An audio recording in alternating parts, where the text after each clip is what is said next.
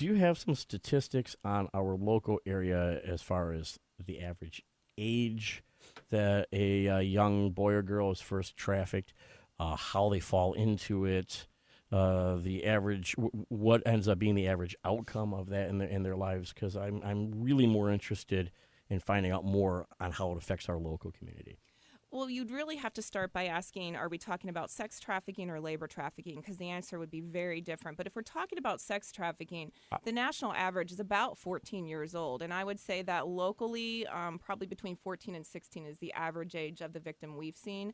And just with Fight to End Exploitation alone, we have worked with over 300 victims here in southeastern Wisconsin. 300 victims that are from Southeastern Wisconsin or trafficked to Southeastern Wisconsin, or a little bit of both? A little bit of both. But I would say that most of our sex trafficking victims are homegrown. They're boys and girls that are in our neighborhood. They're teenagers that are in our schools, in our communities, in our churches. And who's perpetrating the trafficking? Who is perpetrating the trafficking? Yeah. Well, how is this happening? Well, it's just a consumer need. It's filling a gap. There is a need. There are buyers that want to buy sex, and so there are people that just take advantage of us. And so there are traffickers that know that, they can traffic a victim over and over again. Whereas if you're trafficking a gun or a drug, you then have to go buy another gun or a drug in order to make money on it again. But if you have a human, you can use that person over and over and over again. So really, humans become a cheap commodity. That's just god awful.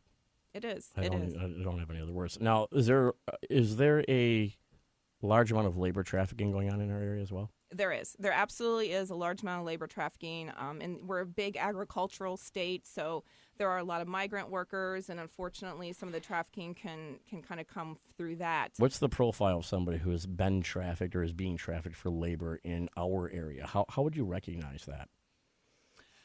It's hard. It really is. You start by first kind of asking that person where they're from. Are they holding their own identification? Do they have a visa to be able to work in this country?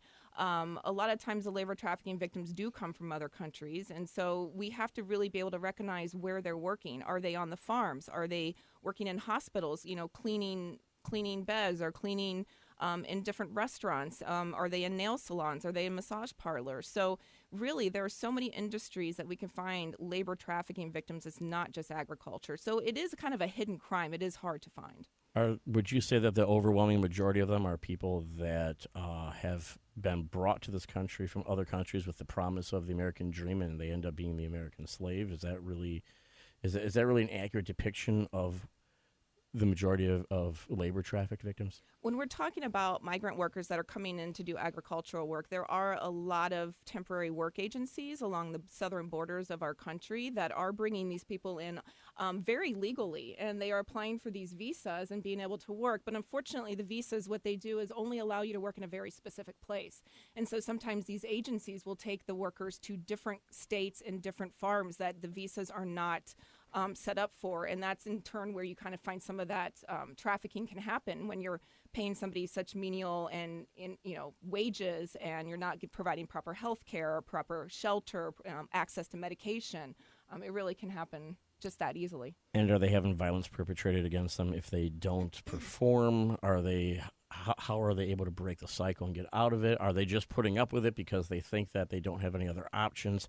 How are they able to maintain that level of control over another human being in this day and age when the overwhelming majority of society wouldn't stand for it if they knew? A lot of it has to do with, if we're talking about people who are in our country who are foreigners, they're taught to fear law enforcement. Maybe in their own countries, law enforcement is corrupt. Ding, ding, ding. I wish I had a button for that. Go on, but I want to hit on that fear of law enforcement. It is. There is a fear. There is a fear that, they're going to be deported. And even if the conditions are poor that they're in here in this country, there is a good chance that they are still making more money than they'd be making in their own country. Or they're fearful that the people that are using them are going to go back to their country and hurt their family. So there's a lot of fear that used in manipulation. I believe that fear is happening everywhere. If you look at this unnatural fear of police that has really grown, and Vic, you can probably speak to this. How long have you been retired? About 3 years now. About 3 years. So you started to see the beginning of the rise of the fear of, the real actual fear of and violence toward police officers that I don't think was really prevalent when I was younger and involved in law enforcement as a young man. Yeah, through the evolution of my career of 25 years, it's been crazy if you ask me, because when I first started, it was yes, sir, no, sir, to an officer. Sure. Very seldom did anybody talk back to you. Nowadays, it's not even.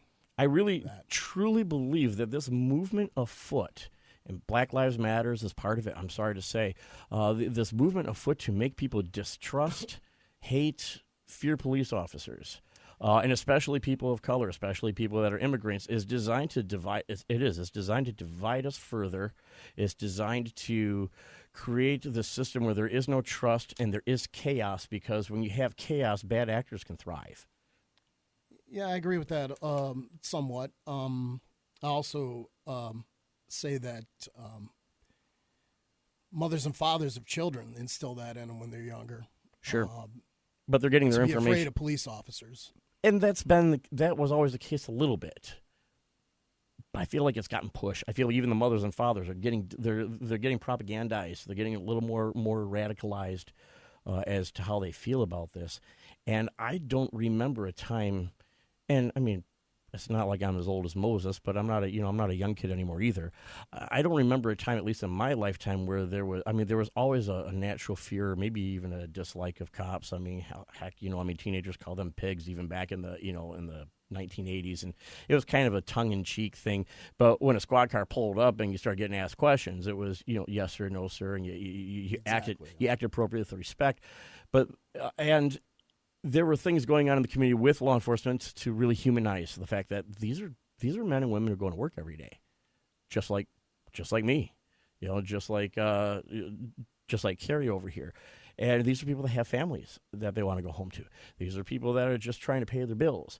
These are people that probably got involved in that career in the first place, which is a career that makes less money, let's face it, than a lot of other careers, because they really felt like they had this need to, I hate to say cliche, serve and protect, but that really is what's on, I think, a young man or woman's mind when they say, I want to grow up and go into law enforcement. And you're going to take ridicule for even wanting to be that in this day and age. So it takes a special person. And then there's always a certain segment, because law enforcement officers, soldiers, teachers, doctors, doesn't matter what it is, it ends up being a cross-section of culture. So you're always going to have a couple of bad actors. You're always going to have those one or two jagbag guys that got their lunch money taken and they got beat up every day in elementary school, and they say, I'm going to show all these guys I'm going to go be a cop. And that's the problem. And we've all worked with them. Yeah. And anybody who's in law enforcement has worked with a prick like that. I don't know if I can say that, right? Sure, pricker bush like that. It's your show. Yeah. Any profession. We know bad plumbers. I know bad electricians. I know bad doctors. Of course. But when you get a bad police officer, it definitely it aggravates this whole situation. It sucks for everybody else who got in it for the good intentions.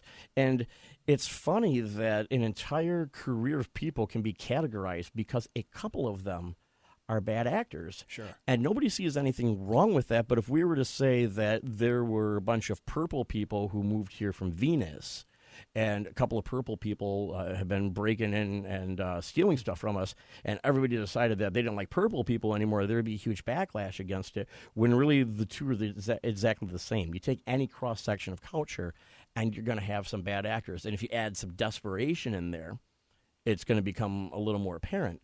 And I don't know the answer to rebuilding trust between especially the lower rungs of socioeconomic status in our country and the people in law enforcement, so that they realize, and not, again, there's never going to be a love affair between law enforcement and your average 17-year-old boy who wants to run off and smoke a joint. But there's got to be a point where you get to this understanding that, well, we all have the same goal in mind at the end of the day, and that is we just want to live in safe streets. We want to be able to live our lives the way that we see fit. We don't want other people stealing our stuff. We don't want we don't want violence perpetrated against us or our mothers or our fathers or our children. And we want somebody that we can call on when that happens and we can trust them. And I don't know how we get back there, because the way we're going is more toward this culture of we're going to embrace more lawlessness. And I don't see that fixing human trafficking. I don't see it fixing average everyday crime. I don't see it fixing gun crime. I don't see it fixing the fact that here in Kenosha, Wisconsin, in 2 years' time here, this is the second time recently in 2 years that a Bradford High School student murdered another Bradford High School student in our own community at a school that I went to that I never thought that being in that environment was unsafe, or that it would be an unsafe place to send my children. But there's so much that needs to be done with all of it. One of the things that we have done really well in Racine, the Racine Police Department has adopted community policing. And I think community policing really does work on that relationship. It puts officers into communities. It lets them get to know the neighbors. The neighbors get to trust the police officers. It seems to work really, really well in Racine. And one of the things that we've really been doing is Racine Police take a very victim-centered approach to human trafficking.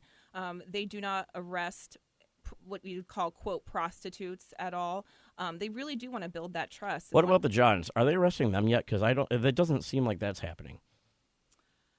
Yes, it does. It does.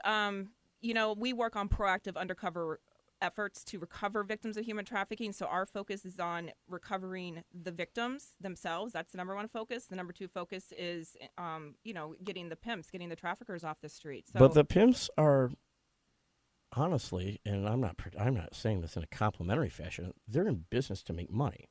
Absolutely. And if you cut off the demand, and that's really not being focused on, because let's face it, the demand is coming from people a lot of times that are considered pillars of their community, people that you wouldn't think were doing these sorts of things.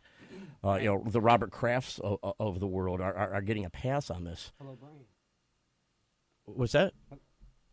Keep talking. Oh, I think some of the smaller departments, and Racine's not a small department by any means, but I think a lot of the prostitution or human trafficking, you don't see that out in the street level as much anymore. well, the internet has made it easy bingo, to hide. Yeah. because people are afraid to solicit a prostitute in case it's an undercover police officer, because they do things like that, or have in the past. I don't know Sure. if they still do that anymore. Like I said, I've been retired for a few years. But you're right, Ralph. It's the internet or the back page of some magazine, and that's where these people tend to go now. And